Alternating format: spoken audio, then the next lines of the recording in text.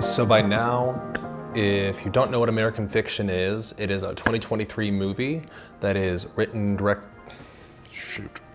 is it written and directed by? I just looked this up.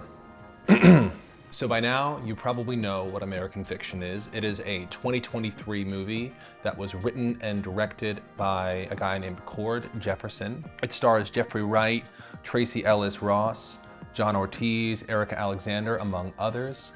It's been nominated for, I think, 5 different Oscars, including Best Actor, Best Actress, Best Picture, and a couple others that I can't remember right now. Even though I work in the film industry, I don't often get a lot of time to actually see the movies that are nominated to be the best art in our industry. So it's always exciting when Oscar nomination season comes around and I have a couple weeks just to knock out all these amazing pictures. This one really took me by surprise. I didn't really read much about it going into it, but Jeffrey Wright really struck me as an incredible lead actor. I think personally, I've seen him in a supporting role a lot of different times, from things such as Westworld and The Batman, and he's always been such a great supporting actor and such a charismatic presence on screen.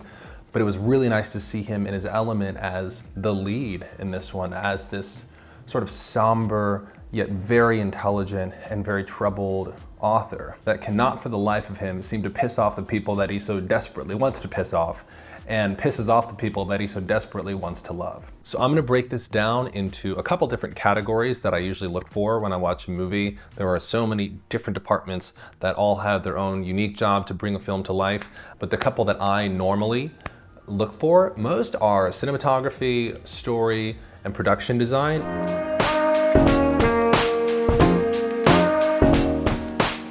So I'm gonna start off with cinematography because I actually am a cinematographer by trade. So it's what my eye notices the most. First, I wanna say that I think Christina Dunlap, who was the DP for this film, or director of photography, for those who may not be in the film world, I think she did a fantastic job at letting the cinematography be, very beautiful and really make the actors look like they were in the environment that they were in without drawing too much attention to itself. Because in some movies, the camera can be a character and the lighting can be a character, but I felt like in this movie, we were just exactly where those characters were. It is a comedy, I think, for mostly at the end of the day. So she really went with higher key lighting. She really went with less contrasty colors and not quite as many shadows at play. But I think where it needed to have those shadows and where it needed to have those like lens flares or creative techniques, she really leaned into those moments, and it stood out because she wasn't doing it the rest of the time. But I think my favorite shot that emphasized, you could watch this one frame and I think you could almost get a sense of what the whole movie is about, because it's funny and it communicates the theme, and it also just stands out visually when Monk's character first sees Sentara, the, I guess, rival author in the story. He's at the back of the room, she's giving a talk, he's seething because he thinks that this is the dark side of Black literature. Meanwhile, she finishes the short excerpt that she read from the book on stage at this conference, and he is just standing in the back, obviously seething, not happy at all, and all of a sudden this white old woman just jumps up in front of him, perfectly filling the space that he used to occupy, clapping and clapping, and then another white woman stands up in front of that white woman and keeps clapping, and it was both so funny and so tragic at the same time, because it just showed the theme of white women or white people in general taking up space where Black authors should be. And I don't know, I think that's such a perfect encapsulation of letting the cinematography show the story.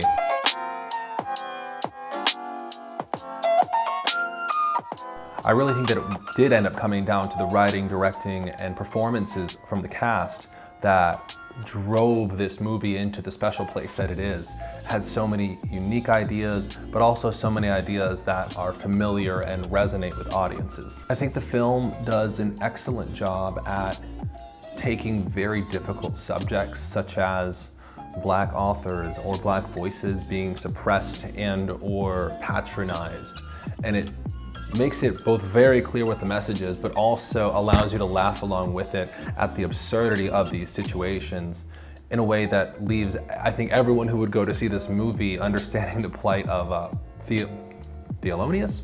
Thelonious, is that his name? I think his name was Thelonious. I mean, he goes by Monk, but I think it was Thelonious. Thelonious Monk Ellison is the name. They did a really neat trick, I think, to allow Jeffrey Wright's character to appeal to a wider audience. The first thing he does in the movie is sort of piss off a student who takes issue with something he's written on the blackboard. I won't repeat what it says, but it sort of seems as though he's going to be a character that rages against woke culture or liberal ideology. So it kind of almost placates the audience that might agree with that particular stance. But then the rest of the movie is definitely more of a, how do I say this?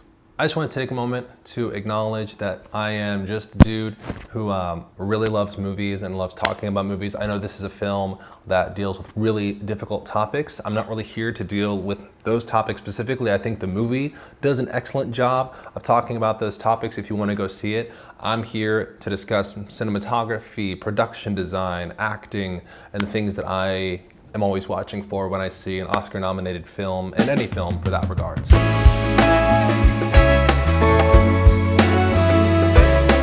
Next, I just wanted to talk briefly on the production design of the film.